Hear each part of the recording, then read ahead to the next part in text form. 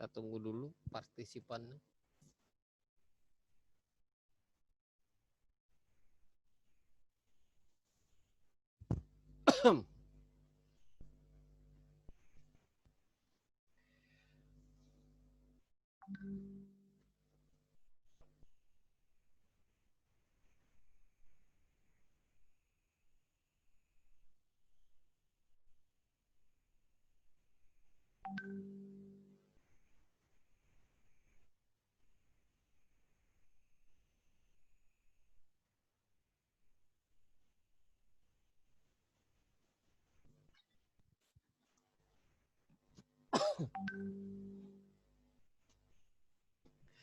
Kita lanjut. Basic attack ini memanfaatkan kelemahan atau limitasi yang ada di dalam sistem steganografi itu sendiri.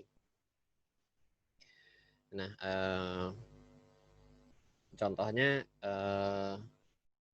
seperti yang tadi ya, LSB tadi ya. Aduh,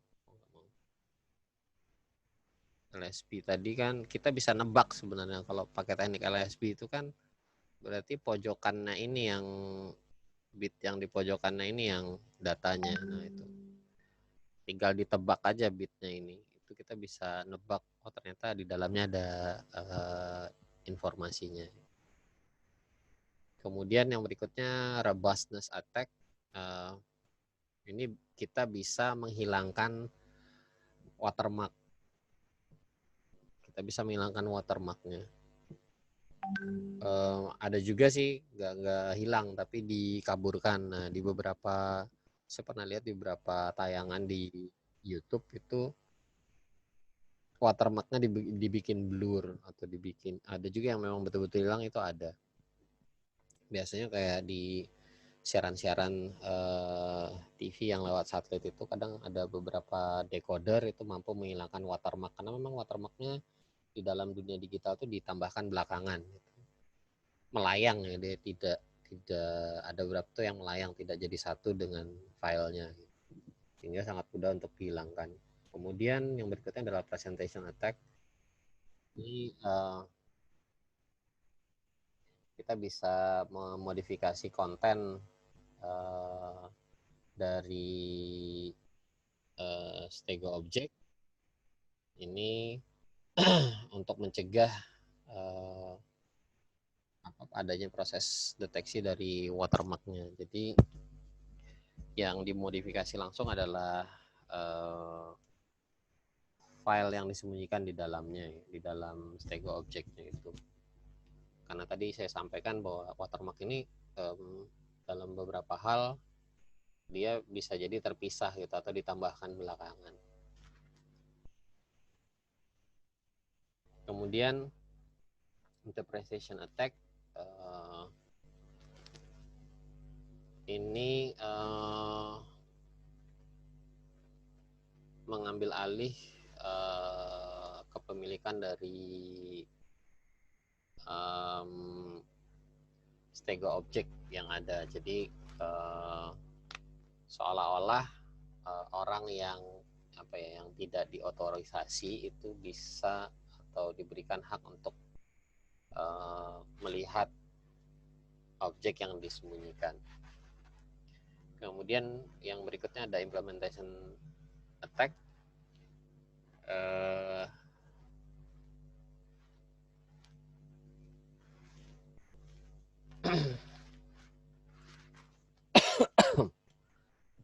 Ini serangan yang digunakan untuk membuat sistem untuk membuat sistem yang istilahnya itu sistem pembuat steganografinya yang lebih diserang daripada algoritma pembuatan stego objeknya itu. Jadi kan di dalam sebuah sistem steganografi atau kriptografi lah, itu kan ada keseluruhan sistemnya. Nanti di sini ada encoder dan decodernya atau enkripsi dekripsinya. Kemudian ada di sini dalam kedua ini tentu ada algoritmanya. Nah, yang diserang itu bukan dari sisi algoritmanya, tapi yang diserang itu adalah ininya, keseluruhan sistemnya. Jadi lebih mudah menyerang ini sebenarnya ketimbang menghack algoritmanya.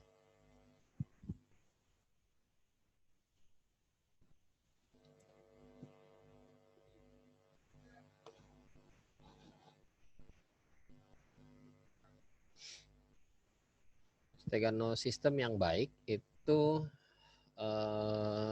memiliki beberapa hal. Yang pertama, file dari hasil proses steganografi itu tidak terlalu kentara berubah, gitu. Tidak menunjukkan perubahan yang signifikan sehingga orang akan sadar, oh itu kayaknya file steganografi deh, atau hasil file dari steganografi. Jadi kayak kalau Anda melihat gambar itu ya kayak gambar natural aja, tidak ada perubahan yang signifikan. Kemudian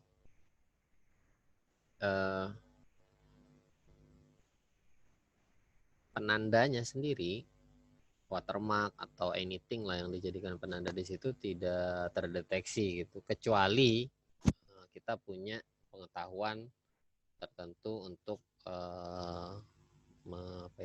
melihat oh ternyata memang di situ ada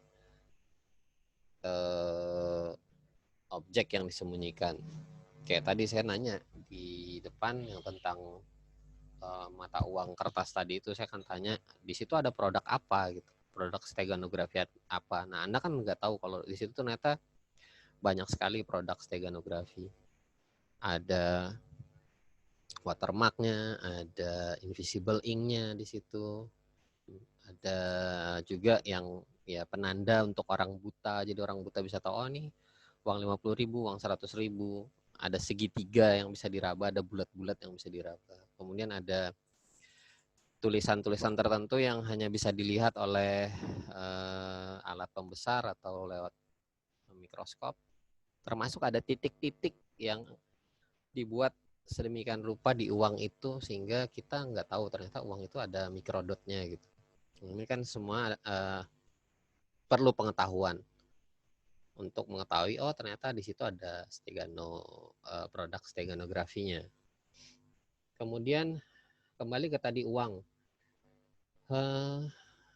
disampaikan bahwa tanda-tanda yang ada di situ, kalau misalkan dia banyak, uang tuh kan banyak tuh, misalkan ini uang ya, watermarknya ada di sini, kemudian invisible ink-nya itu kalau misalkan yang pecahan 50.000 atau 100.000 kadang ada di sini, penanda orang butanya ada di sebelah sini, kemudian ada titik-titik apa gitu mungkin ada di sebelah sini, ada tulisan di sini misalkan Bank Indonesia atau apa gitu ada di situ. Terus kalau Anda perhatikan pecahan nomor seri pecahan uang itu, nomor serinya nggak sama ya besarannya kalau di sini. Ada yang besar, ada yang kecil, ada yang fontnya segini, ada yang segini, ada yang segini. Dan itu Anda lihat besar kecilnya setiap cetakan itu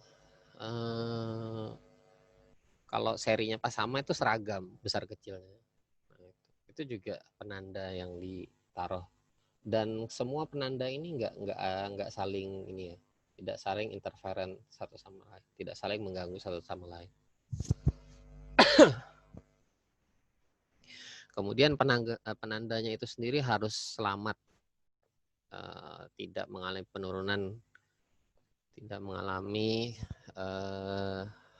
penurunan kualitas atau apa ya, ya menjadi usang lah. Jadi dia harus konsisten. Jadi dalam sistem steganografi yang baik, ketika ada serangan uang ini aja misalkan kita potong gitu, dipotong, selamat cuman ini, yang ini nggak selamat. Ya uangnya sih kalau dalam kaidah mata uang memang nggak berharga, tapi kita bisa lihat bahwa ternyata penanda-penanda di sini masih tetap eksis. Itu menandakan bahwa uang walaupun sudah setengah ini dia tetap bisa dipastikan bahwa itu memang betul-betul asal muasalnya adalah uang yang asli gitu, bukan uang palsu. Nah, di dalam sistem steganografi digital hal itu juga berlaku ya. Jadi kita bisa memberlakukan berbagai macam watermarking atau penanda atau anything lah dalam metode steganografi kepada sebuah file, dimana ketika file itu diserang dia tidak akan mudah rusak atau bisa selamat dari serangan. Ini tools yang bisa digunakan kalau Anda mau main-main dengan steganografi.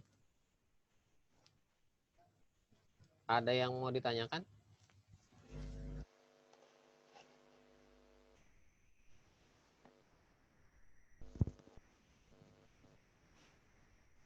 Belum ada, Pak. Yang lain mungkin ada yang mau ditanyakan?